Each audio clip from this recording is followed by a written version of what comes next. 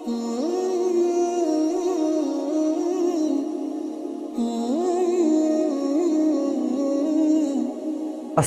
আলাইকুম রহমতুল্লাহি ওয়া বারাকাতুহু। সুপ্রিয় দর্শক, আপনারা সবাই কেমন আছেন? আল্লাহ তাআলার অশেষ রহমতে আপনাদের সকলের দোয়ায় আমি আলহামদুলিল্লাহ ভালো আছি। মহান রব্বুল আলামিনের দরবারে লাখ কোটি শুকরিয়া আদায় করি যে মহান রব্বুল আলামিন আপনাদের সামনে এসে কিছু কথা বলার তৌফিক দান করেছেন, এজন্য শুকরিয়া দেন আলহামদুলিল্লাহ। সুপ্রিয় দর্শক, আজকে আলোচনা করব সালাতুল তাসবিহ নিয়ে, সালাতুত তাওবা নিয়ে, সালাতুল ইস্তেগফার নিয়ে।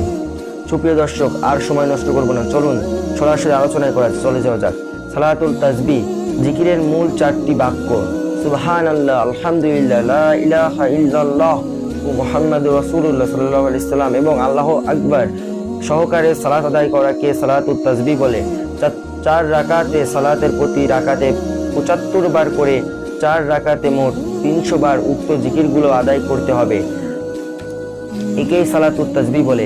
এক রাকাতে ৭৫ বার করে আমরা তাসবিহ পাঠ করব এবং 4 রাকাতে 300 বার তাসবিহ পাঠ করে সালাত আদায় করাকে সালাতুল তাসবিহ বলে। এরপরে যাব সালাতুত তাওবা। আলী রাদিয়াল্লাহু তাআলা আনহু বলেন, রাসূল কারীম সাল্লাল্লাহু আলাইহি সাল্লাম বলেন, কোনো বান্দা যদি কোনো গুনাহের কর্ম করে সাথে সাথে সুন্দর করে ওযু করে 2 রাকাত সালাত আদায় করে এরপরে আল্লাহর কাছে ক্ষমা চায়, তবে আল্লাহ তাকে অবশ্যই ক্ষমা করবেন। রাসূল কারীম সাল্লাল্লাহু আলাইহি সাল্লামের সরাসরি হাদিস। রাসূল কারীম সাল্লাল্লাহু আলাইহি সাল্লাম বলে, আল্লাহর কোনো বান্দা যদি গুনাহ করে, কোনো বড় গুনাহ করেছে, কোনো অনেক বড় গুনাহ করেছে, পাপ করেছে, তারপরে ওযু করে যদি 2 রাকাত সালাত আদায় করে আল্লাহর দরবারে হাত তুলে সেই গুনার জন্য তওবা করে, ইস্তেগফার করে, তাহলে আল্লাহ তাআলা নিজ গুণে আল্লাহ তাআলা মাফ করে দিবেন ইনশাআল্লাহ। এরপরে আসবো সালাতুল ইস্তেগফার নিয়ে। বিপদে বা সমস্যার নামাজ পড়ে আল্লাহর কাছে সাহায্য চাওয়া মুমিনের দায়িত্ব।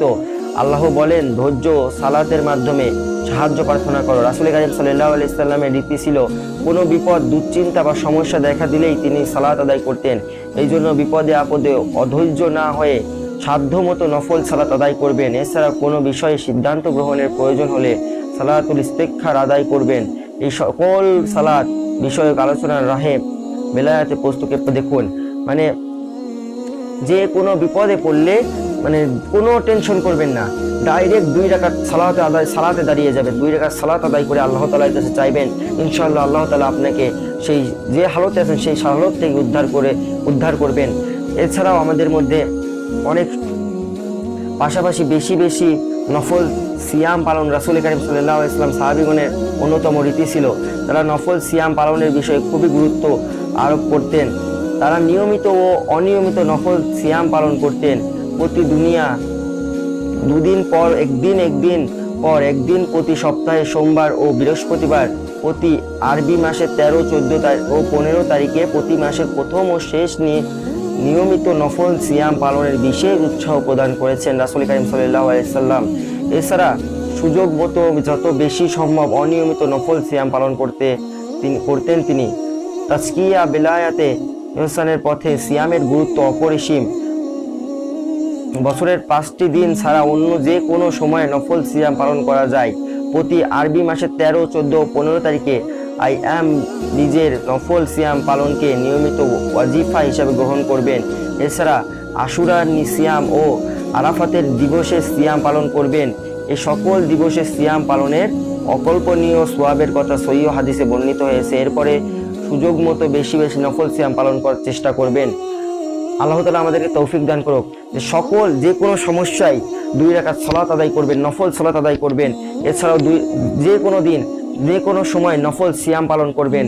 যে কোনো সমস্যায় পড়ে গেলে 2 রাকাত সালাত আদায় করে, নফল সবসময় তো রোজা করা সম্ভব হয় না, 2 রাকাত সালাত আদায় করবেন, ওযু করে 2 রাকাত সালাত আদায় করবেন, তারপর দুহাত তুলে মহান রব্বুল আলামিনের কাছে চাইবেন, ইনশাআল্লাহ আল্লাহ তাআলা নিজ গুণে আপনাকে মাফ করে দেবেন এবং অসুস্থ থাকলে শিফা দান করবেন এবং যে হালতে আছেন সেই হালত থেকে উদ্ধার করে দেবেন ইনশাআল্লাহ।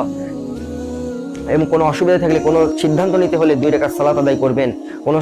কোনো বিপদে পড়লে সাওম প্রত্যেক মাসের 13, 14, 15 তারিখ, আরবি মাসের 13, 14, 15 তারিখ রাসূল কারীম সাল্লাল্লাহু আলাইহি সাল্লাম সাহাবীগণ তাবেঈনগণ রোজা রাখতেন এবং আমাদেরকে সেই রোজা রাখার তাগিদ দিয়েছেন, গুরুত্বপূর্ণ বলেছেন।